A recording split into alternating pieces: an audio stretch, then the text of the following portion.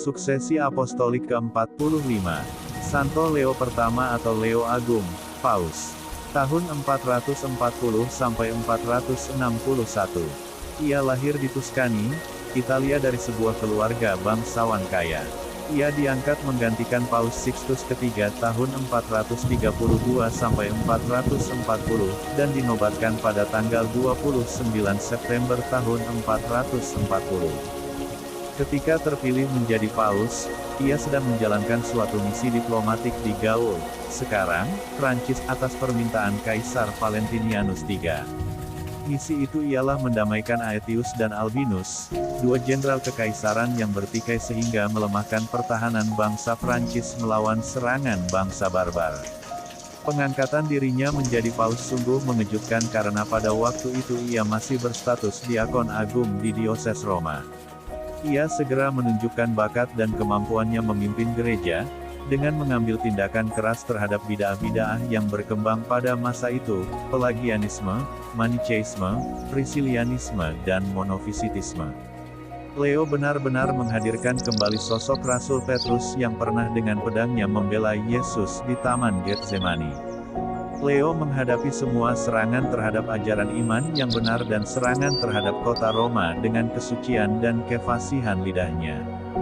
Raja Attila dan Genseric tak berdaya menghadapinya. Pada tahun 442, Leo menghadapi masalah-masalah serius di dalam diosesnya, khususnya di Aquileia, Italia. Di sana ada beberapa pengikut Pelagius, seorang rahib Inggris yang menyebarkan ajaran sesat Pelagianisme, berniat kembali ke pangkuan gereja namun tidak sudi melepaskan ajaran sesat yang telah dianutnya. Hal ini sangat merisaukan Leo, karena di antara ajarannya yang lain, Pelagius dengan tegas menolak pentingnya rahmat Allah bagi keselamatan. Menghadapi hal ini, Paus menuntut agar semua pengikut Pelagianisme yang mau kembali ke pangkuan gereja harus membuat pengakuan umum akan iman Katolik, di hadapan sinode para uskup di wilayahnya, dan secara terbuka menolak Pelagianisme. Selanjutnya, Leo menghadapi lagi aliran Manicheisme, yang mengajarkan adanya dualisme antara prinsip kebaikan dan kejahatan. Hidup manusia di dunia ini merupakan suatu pertentangan kekal antara kedua prinsip itu. Semua hal duniawi, termasuk tubuh manusia, adalah jahat pada dirinya. Ditumpangi oleh bangsa Vandal yang suka berperang, banyak penganut Manicheisme berimigrasi dari Kartago ke Italia dan menetap di Roma. Menghadapi bahaya aliran sesat ini, maka pada tahun 443, Leo menggalakkan kampanye menentang para penganut Manicheisme itu. Ia didukung oleh Kaisar Valentinianus III. Banyak penganut aliran itu kemudian bertobat dan kembali ke pangkuan gereja. Di luar Roma, Paus khawatir akan bahaya bangkitnya kembali ajaran sesat Priscillianisme di Spanyol yang dalam beberapa hal sama dengan Manicheisme. Aliran itu mengajarkan bahwa unsur manusiawi dan unsur duniawi sama-sama merupakan hasil prinsip kejahatan, dan bahwa hanya unsur ilahi sajalah yang baik.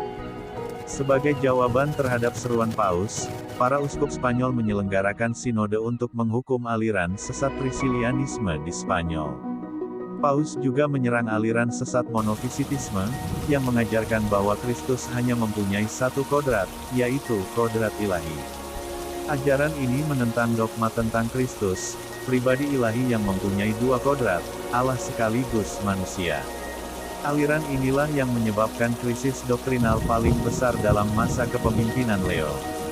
Aliran ini berkembang luar biasa cepatnya, sehingga Santo Flavianus, Patriark Konstantinopel menyerukan kepada Leo akan dukungannya sebagai pembela dan pimpinan tertinggi gereja. Leo menjawab seruan itu dalam sebuah suratnya kepada Flavianus. Di dalamnya ia menandaskan secara jelas bahwa Kristus sungguh Allah dan sungguh manusia, tetapi satu pribadi yaitu pribadi Yesus Kristus. Surat kepada Flavianus ini kemudian menjadi pokok keputusan Konsili Kalsedon. Ketika Kaisar Theodosius I pendukung kental para penganut Monofisitisme mendengar pernyataan Paus itu, ia segera memerintahkan Dioscorus, Patriark Alexandria yang menganut Monofisitisme, untuk menyelenggarakan satu konsili di Efesus. Uskup-uskup yang berkumpul dalam konsili itu dijaga ketat oleh pasukan-pasukan kekaisaran. Santo Flavianus dipersalahkan dan mati karena pembelaannya terhadap ajaran iman yang benar sebagaimana ditekankan Paus Leo.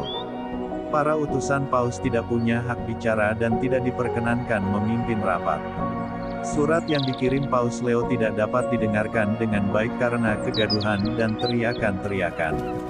Akhirnya konsili liar itu mengesahkan ajaran sesat monofisitisme.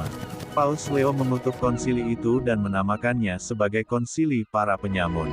Sebagai protes terhadap keputusan konsili liar itu, Paus Leo menyelenggarakan sebuah konsili lain di Chalcedon pada tahun 451. Tugas konsili ini ialah menegaskan kodrat kealahan dan kemanusiaan dalam pribadi Yesus Kristus serta mengutuk monofisitisme dan membendung pengaruhnya. Sekitar 600 orang uskup yang berkumpul dalam konsili itu menerima ajaran dogmatik Leo yang tertulis di dalam suratnya kepada Santo Flavianus. Dalam tulisan-tulisannya yang bernada keras maupun manis, ia menyerang semua bid'ah itu. Ia pantang menyerah, seperti seekor singa menerjang setiap mangsa yang ada di hadapannya. Selain menghadapi berbagai aliran sesat itu, Leo menghadapi juga serangan terhadap kota Roma. Tercatat serangan Attila, Raja bangsa Hun pada tahun 452, dan serangan Genseric, Raja bangsa Vandal yang suka berperang. Leo bersama sekelompok imam dan senator Roma menghadap Attila dan berbicara dengannya. Ia berhasil meyakinkan Attila, agar segera menarik pasukan-pasukannya dan tidak menyerang kota Roma. Demikian juga terhadap Genseric, Raja Vandal itu. Leo benar-benar menghadirkan kembali sosok Rasul Petrus yang membela Yesus dengan pedangnya. Ia berhasil menerjang bangsa-bangsa barbar yang mau menghancurkan kekristenan. Dengan semua tindakannya, Leo menjadi salah seorang paus pembela ajaran iman yang benar dan pembela kota Roma dari serangan bangsa barbar. Ia seorang gembala yang baik yang berani membela umatnya dari berbagai serangan.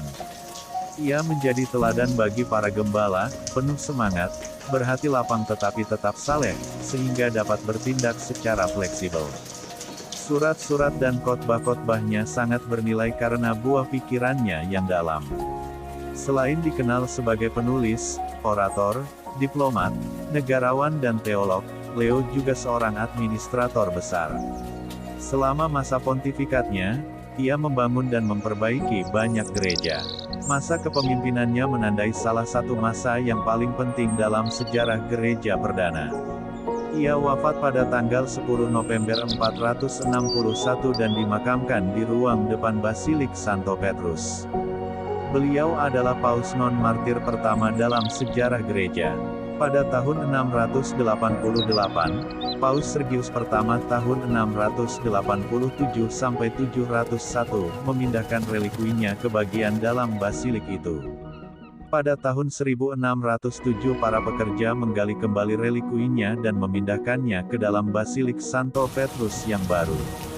Pada tahun 1754, Paus Benediktus ke-14 tahun 1740 sampai tahun 1758 menggelari Leo sebagai pujangga gereja. Santo Leo pertama, Leo Agung, doakanlah kami. MAP TV Channel.